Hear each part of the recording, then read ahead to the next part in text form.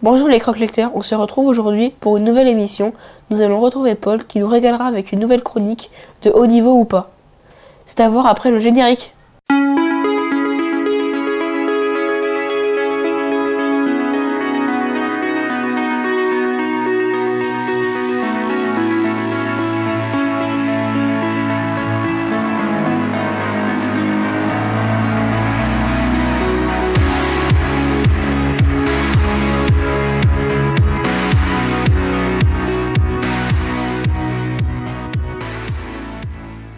Au menu, cette semaine, 2 bandes dessinées. Alix Origine et Harald et le trésor d'Ignir. Ce numéro s'achèvera comme toujours avec une interview, celle de Cindy Van Wilder. Commençons de ce pas avec Paul et la première bande dessinée de ce numéro. Aujourd'hui, je vais vous parler de la bande dessinée Alix Origine d'après le personnage Alix de Jacques Martin. Celle-ci est illustrée par Laurent Liebessard et scénarisée par Marc Bourgne. Elle est éditée par Casterman au prix de 11,95 €. Paul, que raconte cette histoire? Dans les années -61 en Gaule, Alix est un petit garçon qui appartient au peuple des Celtes et Éduins. Il vit avec sa mère, sa sœur et son père Astorix, chef de la tribu. Un matin, Alix part en forêt où il croise un louveteau dont la patte est coincée dans une racine d'arbre. Il tente de le sauver, mais la mère du louveteau vient en aide à son petit et chasse Alix. En rentrant dans sa hutte, sa mère le dispute car il risque sa vie en allant à l'extérieur du camp. Le soir, Alix, qui vient d'avoir 7 ans, apprend par son père qu'il a le choix entre intégrer l'académie druidique ou aller chez son oncle Omnios. Il préfère partir chez son oncle qui n'habite qu'à 2 lieues. Alors qu'il n'arrive pas à dormir, son père lui raconte comment le chef Divigagos l'avait chargé d'aller à Rome pour lutter contre les Germains. 3 ans plus tard, dans un camp romain, Jules César et tous ses généraux analysent la situation concernant les Helvètes qu'ils ont tenté de contenir derrière un mur. Jules César lance ses soldats pour protéger les Humains. À la ferme d'Omnios, Alix a bien du mal à se concentrer sur sa leçon de latin. Il voudrait rejoindre son cousin Vanitch pour s'entraîner à l'épée. Il voudrait bien apprendre à utiliser une épée en fer. Après son entraînement, son cousin accepte de l'emmener à Bibracte, où une réunion des chefs éduins est prévue et où se trouvera son père. Quel danger menace les Éduins? La guerre peut-elle être évitée? Quel sera le rôle joué par Alix? Paul, qu'as-tu pensé de cette bande dessinée? J'ai beaucoup aimé la bande dessinée Alix Origine, scénarisée par Marc Bourgne et illustrée par Laurent Liebessard. Tout d'abord, j'ai beaucoup aimé le genre historique de cet ouvrage.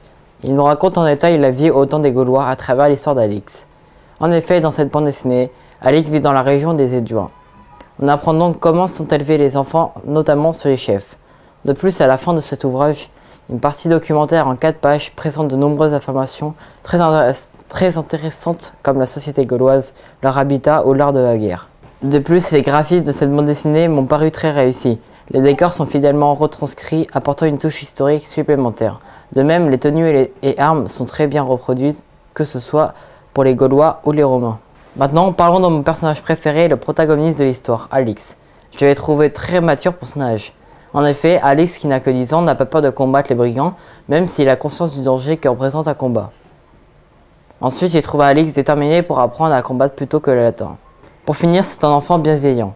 Ainsi, il raccompagne une jeune fille au camp des Romains alors que celle-ci a été attaquée par des brigands. Par contre, je l'ai trouvé très désobéissant. Quand son père lui donne des instructions, Alix ne les respecte pas du tout. En conclusion, j'ai beaucoup aimé le premier tome de la bande dessinée Alix Origine, grâce à son scénario original et ses graphismes sublimes. Un ajout supplémentaire dans l'univers de ce personnage après la série originale et Alix Sénator. Antonin, présente-nous la BD que vous avez choisie.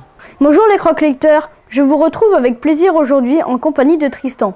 Nous allons vous présenter le premier tome d'une série qui en comptera 2, Harald et le trésor d'Ignir. Elle est l'œuvre d'un duo, Mathieu et Antoine Brivet.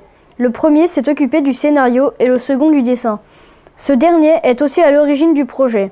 Ce diptyque est publié chez Bambou au prix de 14,50 €.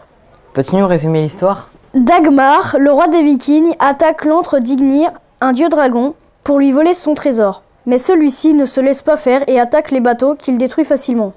Dagmar, accompagné de son fils Harald et de quelques hommes, réussit tout de même à s'introduire dans la grotte. Même si ces guerriers réussissent à blesser le dragon, ils doivent fuir et se mettre à l'abri face à sa puissance pour éviter de tous se faire tuer. Harald a eu le temps d'apercevoir dans le plafond de la grotte un trou qui devrait lui permettre de voler discrètement le trésor durant la nuit. Mais l'alerte étant donnée quand 3 inconnus volent un joyau rendant complètement fou Ignir. Dagmar et ses hommes réussissent à entrer sains et saufs dans leur village, où ils fêtent leur victoire. Cela ne dure pas longtemps quand Ignir, qui les a retrouvés, détruit le village et les bateaux. Dagmar est lui aussi vaincu et pour se venger, Ignir lui lance un sort qui l'endort. Pour le sauver, le dragon leur ordonne de lui rendre son trésor et surtout son précieux joyau. Harald réussira-t-il à trouver la trace des voleurs? Sauvera-t-il son père endormi dans un profond sommeil qui l'entraîne vers la mort? Quelles aventures attendent Harald pour retrouver ce joyau? Tristan, quelle est ton opinion sur ce premier tome? J'ai vraiment apprécié la bande dessinée intitulée Harald et le trésor d'Ignir, scénarisée par Mathieu Brivet et dessinée par Antoine Brivet. Pour commencer, j'ai adoré cette BD pour ses illustrations, elles m'ont semblé tout à fait extraordinaires.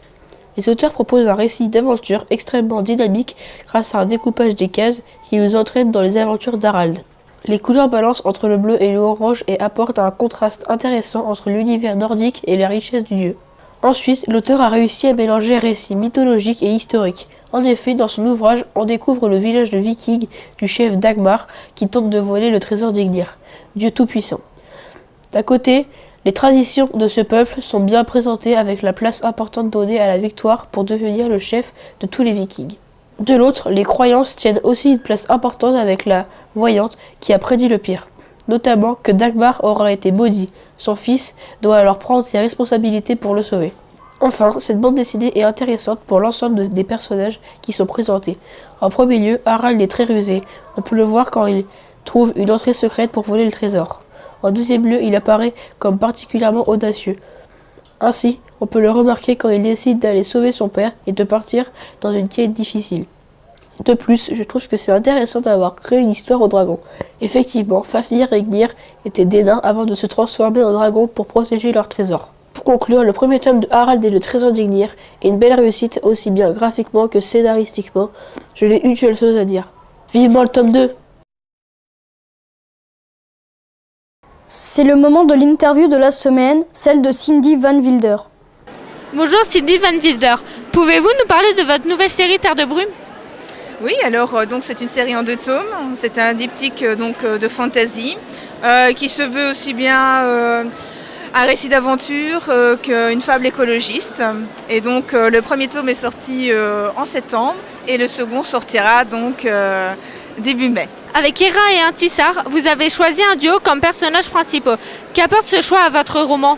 En fait, c'était un petit peu ma volonté en fait de ramener un petit peu donc la mythologie gréco-romaine au goût du jour, mais en même temps de le faire à la sauce féminine, puisqu'en fait dans les mythes et légendes c'est souvent des hommes qui ont les rôles principaux, et moi j'avais envie que ce soit le contraire. Donc voilà, c'est pour ça qu'il y a un duo féminin, et je trouve qu'il marche bien. Vous aimez écrire dans les littératures de l'imaginaire. Quel plaisir avez-vous à imaginer des mondes nouveaux? Alors moi j'ai beaucoup de plaisir à imaginer des nouveaux. En fait c'est ce que je disais lors d'une conférence ce matin, c'est que le plaisir en fait de prendre un univers, de prendre des mythes et légendes dont on les connaît tous, et en même temps de les faire à ma sauce, de les revisiter et voilà, de jouer un petit peu avec les codes. Ça c'est un de mes grands plaisirs quand on bâtit un univers. Comment s'est effectuée la rencontre avec les éditions Rajo chez qui vous publiez pour la première fois? C'est simple, en fait c'est Muriel, donc la directrice de Rajo, qui est venue me trouver aux Imaginales 2017 et en fait elle m'a parlé de son envie de remettre donc la fantaisie au goût du jour pour les éditions Rajo. Et moi je me suis dit, voilà, elle m'a parlé de son désir de récit, d'épopée, d'aventure, etc. Et la rencontre s'est faite à partir de ça. Voilà. Quand pourrons-nous lire la suite et fin de cette série? Début mai, promis. Alors, cette émission spéciale BD vous a-t-elle plu? N'hésitez pas à nous donner votre avis pour que Paul puisse faire des progrès. Il n'est jamais trop tard pour bien faire. On se retrouve dès la semaine prochaine avec Perrine et un roman d'une autrice que nous aimons beaucoup. Je ne vous en dis pas plus.